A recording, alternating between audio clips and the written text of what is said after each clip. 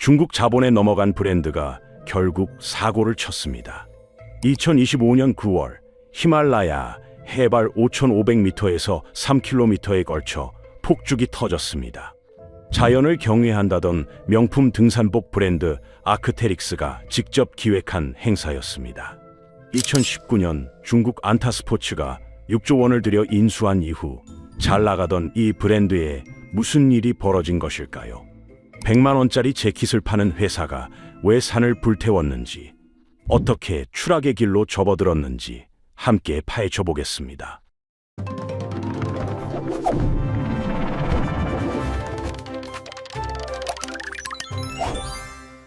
아크테릭스는 원래 산악인의 생존 도구를 만드는 회사였습니다. 1989년 캐나다 밴쿠버에서 데이브 레인이라는 산악인이 창업했습니다. 그는 캐나다의 험준한 코스트 산맥을 오르면서 기존 등반 장비의 불편함을 직접 느꼈습니다. 당시 등반용 안전벨트는 딱딱하고 움직이기 힘들었습니다. 장시간 착용하면 허리와 허벅지가 쓸려서 상처가 났습니다. 데이브 레인은 이 문제를 해결하기 위해 직접 장비를 만들기로 결심했습니다. 그는 밴쿠버 북부의 작은 공장을 인수하고 직원 4명과 함께 회사를 시작했습니다. 처음 회사 이름은 락솔리드였습니다.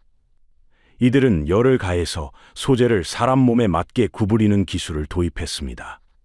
이 기술로 만든 베이퍼 하네스는 착용자의 몸에 딱 맞았습니다.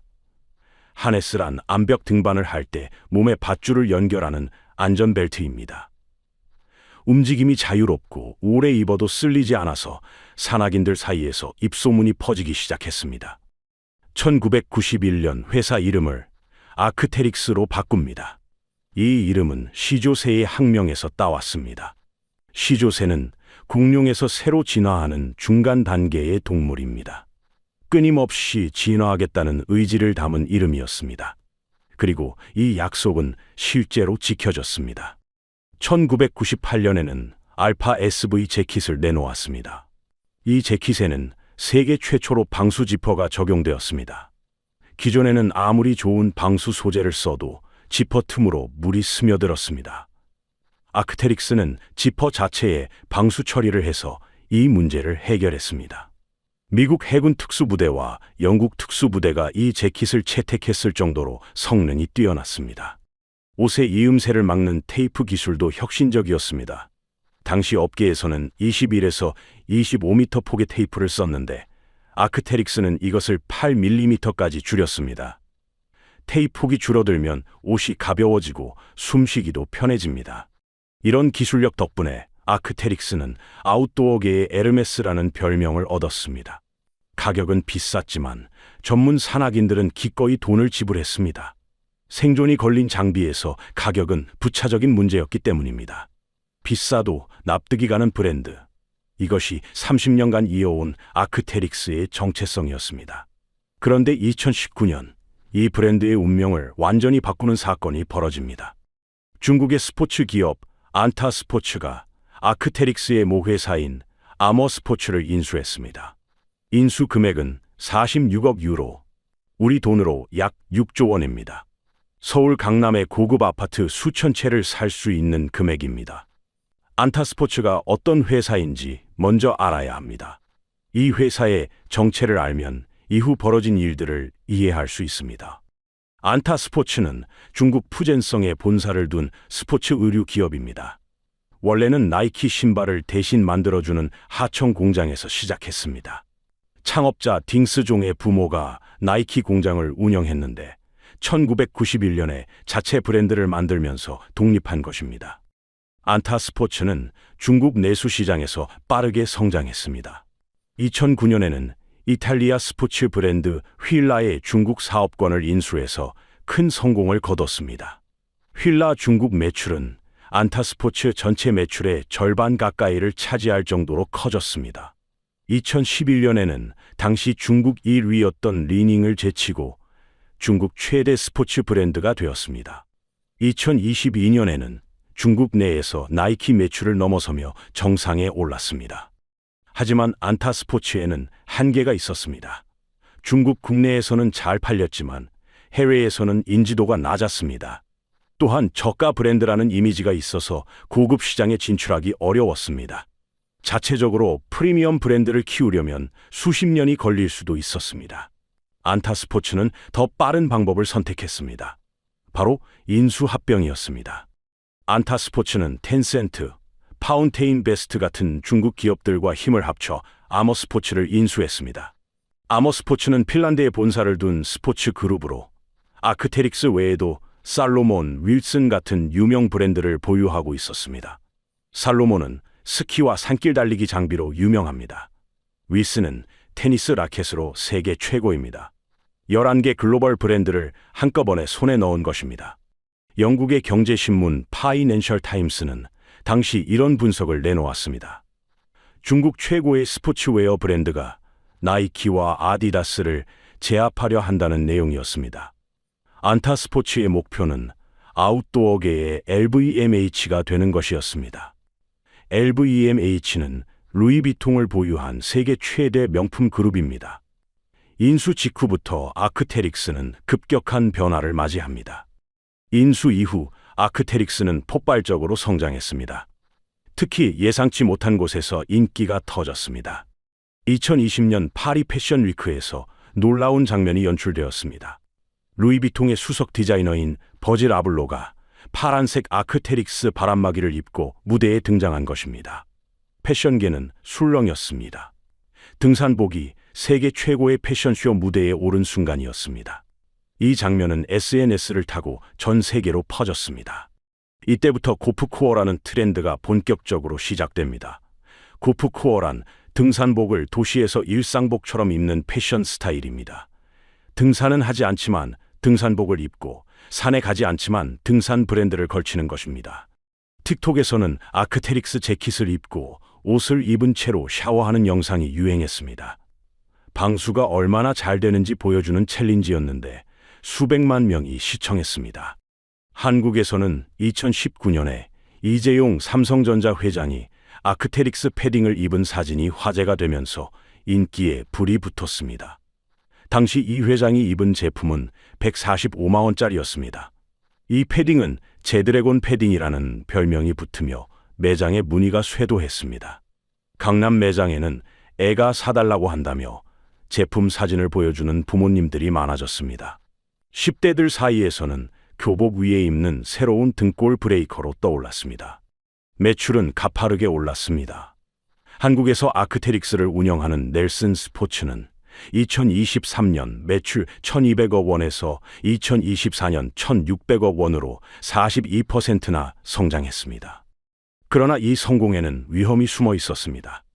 산에 안 가는 사람들이 입는 등산복이라는 비아냥이 나오기 시작했습니다. 진짜 산악인들은 브랜드를 떠나기 시작했습니다.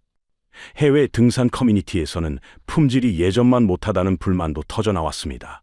생산지가 캐나다에서 중국, 베트남 등으로 옮겨갔다는 사실이 알려지면서 신뢰에 금이 갔습니다. 마지막까지 캐나다에서 생산되던 알파 SV 재킷마저 해외 공장으로 넘어갔습니다. 이제는 본사만 밴쿠버에 남아있을 뿐이었습니다. 그런데 진짜 문제는 따로 있었습니다. 2024년 2월 아머스포츠가 뉴욕 증권거래소에 상장했습니다. 상장이란 회사의 주식을 누구나 사고 팔 수 있게 시장에 공개하는 것입니다. 상장을 하면 큰 돈을 끌어올 수 있지만 그 대가로 매 분기마다 투자자들에게 실적을 보고해야 합니다.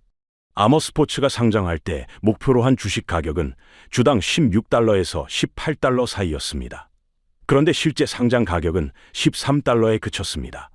목표보다 한참 낮은 가격이었습니다. 투자자들이 중국 기업이 소유한 회사를 경계했기 때문입니다. 미국과 중국 사이의 갈등이 계속되는 상황에서 중국 자본이 지배하는 기업에 투자하는 것을 꺼린 것입니다. 상장 이후에도 주가는 부진했습니다. 3월에 18달러까지 올랐다가 계속 떨어져서 8월에는 10달러 아래로 내려갔습니다. 2022년 이후 미국에서 10억 달러 이상을 조달한 상장 기업 중 최악의 수익률을 기록했다는 분석도 나왔습니다. 상장 기업이 된 아머스포츠에게는 새로운 압박이 생겼습니다. 월가의 투자자들에게 매 분기 성장을 증명해야 했습니다. 주가를 올리려면 매출과 이익이 계속 늘어나야 했습니다. 가장 확실한 성장 동력은 중국 시장이었습니다. 2025년 2분기 아머스포츠의 전체 매출은 전년 같은 기간보다 23% 증가했는데 그중 중국 매출은 무려 42%나 폭증했습니다. 투자금을 회수해야 하는 안타스포츠 입장에서는 가장 빠른 방법이 필요했습니다. 중국 시장에서 화려한 성과를 보여주는 것이었습니다. 단순히 좋은 제품을 파는 것만으로는 부족했습니다. 중국 소비자들의 마음을 사로잡을 강렬한 이벤트가 필요했습니다. 그래서 선택한 것이 티베트 히말라야에서의 폭죽쇼였습니다. 중국의 유명 예술가 차이걸창과 손을 잡았습니다. 차이걸창은 2008년 베이징 올림픽 개막식 불꽃놀이를 총괄한 인물입니다. 중국인들에게 매우 잘 알려진 예술가였습니다. 그와 협업하면 중국 내수 시장에서 큰 화제가 될 것이라고 계산했습니다. 그러나 이 계산은 완전히 빗나갔습니다. 2025년 9월 19일, 문제의 그날이 왔습니다. 티베트 시가체시 장쯔현의 고산지대에 3km 길이의 폭죽이 설치되었습니다. 해발 4,500m에서 5,500m에 이르는 지역입니다. 이 높이는 유럽 알프스의 최고봉인 몽블랑보다 더 높은 곳입니다. 산등 성이를 따라 145개의 폭죽이 순서대로 터지면서 용이 하늘로 솟아오르는 형상을 연출했습니다. 행사 이름은 승용, 승천하는 용이라는 뜻이었습니다. 차이거창은 행사장에서 이렇게 말했습니다. 이 날아오르는 용이 세계의 긍정적 에너지와 경외, 축복, 희망을 전달하길 바랍니다. 그는 이 불꽃이 설산의 눈 녹은 물줄기를 따라 멀리 흘러가는 용의 형상이라고 설명했습니다. 그런데 영상이 공개되자 반응은 예상과 완전히 반대였습니다. 놀랍게도 비난은 중국 내부에서 먼저 터져나왔습니다. 중국 소셜미디어 웨이보에서는 실시간 검색어에 올랐습니다. 100만 원짜리 재킷을 파는 회사가 산을 불태운다는 조롱이 쏟아졌습니다. 현장에 있던 주민들의 증언은 충격적이었습니다. 폭발 때마다 거대한 굉음과 함께 대량의 먼지가 발생했습니다. 폭죽 잔해가 산등성이 곳곳에 흩어져 있었습니다. 아크테릭스는 해명에 나섰습니다. 폭죽을 생분해성 소재로 만들었다고 했습니다. 생분해성이란 자연에서 저절로 분해되어 사라지는 성질입니다. 또한 행사 전에 야생동물을 안전한 곳으로 이동시켰다고도 했습니다. 하지만 이 해명은 오히려 더 큰 비난을 불렀습니다. 수도사범대학의 구레이 부교수는 이렇게 지적했습니다. 산을 폭파하는 행위는 무지와 오만을 드러낸 것입니다. 고산 초원은 땅 표면의 흙층이 겨우 10cm입니다. 흙을 덮어서 복구하려 해도 오히려 흙이 씻겨 내려갑니다. 그는 더 충격적인 사실을 말했습니다. 이곳의 풀과 나무가 파괴되면 자연 회복에 수십 년에서 수백 년이 걸립니다. 이 높이에서 사람 손으로 복원하는 것은 기본적으로 불가능합니다. 야생동물 전문가들도 경고했습니다. 지금은 겨울을 준비하는 시기인 만큼 야생동물들이 폭음과 조명에 놀라 생활 리듬이 깨질 수 있다고 했습니다. 사태는 여기서 끝나지 않았습니다. 논란이 커지자 아크테릭스는 영상을 삭제하고 사과문을 발표했습니다. 그런데 여기서 결정적인 문제가 드러났습니다. 영어로 쓴 글로벌 사과문과 중국 소셜미디어 웨이보에 올린 중국어 사과문의 내용이 달랐던 것입니다. 글로벌 사과문에서는 이렇게 말했습니다. 이번 불꽃놀이 행사는 아크테릭스의 브랜드 가치, 야외 공간에 대한 우리의 헌신, 그리고 우리의 본질에 위배됩니다. 환경 파괴에 대해 분명하게 반성하는 내용이었습니다. 반면 중국어 사과문은 톤이 달랐습니다. 예술적 표현의 평가가 더 전문적이어야 하며 자연에 대한 겸손과 존중이 필요하다는 내용이었습니다. 영문판에는 예술가와 중국팀과 소통하며 비슷한 상황을 피하기 위해 방식을 조정하고 있다고만 적혀 있었습니다. 중국 네티즌들은 분노했습니다. 중국팀을 희생양으로 삼는다며 성실하지 않고 형식적이라고 지적했습니다. 중국 언론 성도일보에 따르면 아크테릭스 고객 서비스 팀도 두 버전의 차이를 명확히 설명하지 못했습니다. 이 이중적인 태도는 브랜드의 민낯을 드러냈습니다. 글로벌 소비자에게는 환경을 중시하는 척하고 중국 시장에서는 책임을 피하려는 것처럼 보였습니다. 프랑스의 티베트 전문학자 카티아 비페트릴은 라디오 인터뷰에서 강한 표현을 썼습니다. 다국적 기업이 홍보 목적으로 벌인 이 행사는 눈 덮인 고원지대에서 벌이는 역겨운 문화적 제국주의라고 규정했습니다. 중국의 유명 작가 리쥐아는 SNS에 이렇게 썼습니다. 진정한 예술은 대지의 흔적을 남기지 않습니다. 이것은 대지 예술이라는 이름의 탐욕스러운 창조물입니다. 경쟁사들은 이 틈을 놓치지 않았습니다. 파이오니어 캠프, 카멜, 오자크 트레일 같은 중국 아웃도어 브랜드들이 일제히 움직였습니다. 자연을 존중한다는 내용의 성명을 연이어 발표하며 아크테릭스가 스스로 만들어준 틈새를 파고들었습니다. 결국 돈으로도 대가를 치르게 됩니다. 사건 직후 충격적인 일이 벌어졌습니다. 홍콩 증시에서 안타 스포츠 주가가 장중 한때 5% 가까이 급락했습니다. 시가총액 약 2조 원이 순식간에 증발한 것입니다. 2025년 10월 티베트 자치구 당국이 조사 결과를 발표했습니다. 이번 불꽃놀이로 약 30헥타르의 초원이 훼손되었습니다. 30헥타르는 축구장 40개 정도의 넓이입니다. 당국은 이 행사가 허가 없이 진행된 자연훼손 행위라고 판정했습니다. 행사 승인 과정에 관여한 공무원 10명이 징계를 받았습니다. 그중 일부는 해임되었습니다. 처음에 지방정부는 이번 활동은 합법적이며 생태계에 피해가 없었다고 주최 측을 옹호했습니다. 하지만 비난 여론이 빗발치자 태도를 바꿨습니다. 티베트 자치구 생태환경부는 특별회의를 열고 현장에 조사단을 급파해 법에 따라 처리하겠다고 밝혔습니다. 아크테릭스에는 환경 피해에 대한 배상과 복구 명령이 내려졌습니다. 구체적인 배상 금액은 공개되지 않았지만 중국 당국은 법에 따라 손해배상 절차를 진행하고 있습니다. 베이징 올림픽 불꽃놀이를 총괄했던 차이 거창의 스튜디오도 조사를 받고 있습니다. 한국에서도 파장이 일었습니다. 온라인 커뮤니티에는 이 사건으로 중국에 인수된 사실이 널리 알려져서 인기가 급격히 식고 있다는 반응이 올라왔습니다. 살로몬도 중국 회사였다며 놀라는 댓글도 달렸습니다. 투자자들에게 이번 사건은 환경 경영 리스크의 대표적인 사례로 기록될 것입니다. 환경을 강조하던 브랜드가 환경 파괴 행위로 처벌받는 상황은 말과 행동이 다르면 어떤 결과가 따라오는지 보여주는 교과서적인 사례가 되었습니다. 중국 경제매체 제1재경은 이렇게 진단했습니다. 캐나다의 러닝 브랜드 노르다와 한국의 코오롱 스포츠가 중국 시장에서 입지를 넓히고 있다고 말입니다. 이제 막 중국 시장의 주류 브랜드로 자리 잡은 아크테릭스가 새로운 도전에 직면하게 되었다는 것입니다. 그렇다면 이 사건이 우리에게 주는 교훈은 무엇일까요?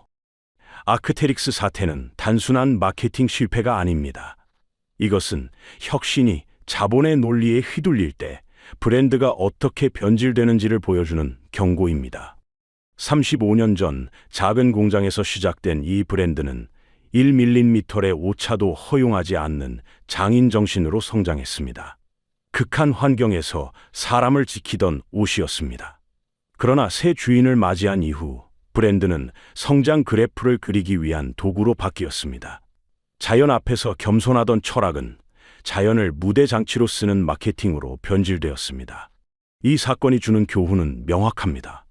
브랜드의 가치는 회계 장부에 나타나지 않지만 그것이 무너지면 회계 장부도 함께 무너집니다. 30년간 쌓아온 신뢰는 한 번의 잘못된 판단으로 순식간에 사라질 수 있습니다.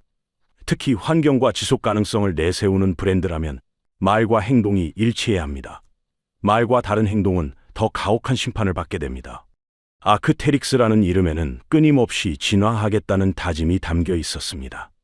하지만 진화의 방향이 잘못되면 결국 화석으로 남을 뿐입니다. 브랜드가 다시 날아오를 수 있을지 아니면 역사 속에 묻힐지는 앞으로의 선택에 달려 있습니다. 한국은 미국, 캐나다, 중국에 이어 아크테릭스의 네 번째로 큰 시장입니다. 많은 소비자들이 이 브랜드를 사랑해왔습니다. 동시에 코오롱 스포츠 같은 한국 아웃도어 브랜드들에게는 기회가 될 수도 있습니다. 글로벌 시장에서 어떤 가치를 내세울 것인지 고민할 때입니다.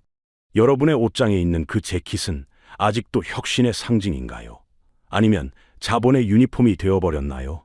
브랜드가 초심을 잃었을 때 소비자가 할 수 있는 가장 강력한 대응은 관심을 거두는 것입니다. 여러분께 질문 하나 드리겠습니다. 좋아하던 브랜드가 다른 나라 자본에 넘어갔다는 사실을 알게 되면 그래도 계속 구매하실 건가요? 댓글로 의견 남겨주시면 다음 영상 제작에 큰 참고가 되겠습니다. 사실 아크테릭스만 이런 게 아닙니다. 살로몬, 윌슨, 볼보, 랑방, 클럽메드까지 우리가 몰랐던 수많은 브랜드들이 이미 중국 자본 아래 있습니다. 다음 영상에서는 내가 쓰는 이 브랜드도 중국 회사였어라고 놀랄만한 브랜드들을 총정리해드리겠습니다. 이런 브랜드 뒷이야기, 기업의 숨겨진 진실을 가장 빠르게 받아보고 싶으시다면 지금 구독과 좋아요 눌러주시길 바랍니다. 알림 설정까지 해두시면 다음 영상 놓치지 않고 바로 확인하실 수 있습니다. 다음 영상에서 뵙겠습니다. 기대해 주시길 바랍니다.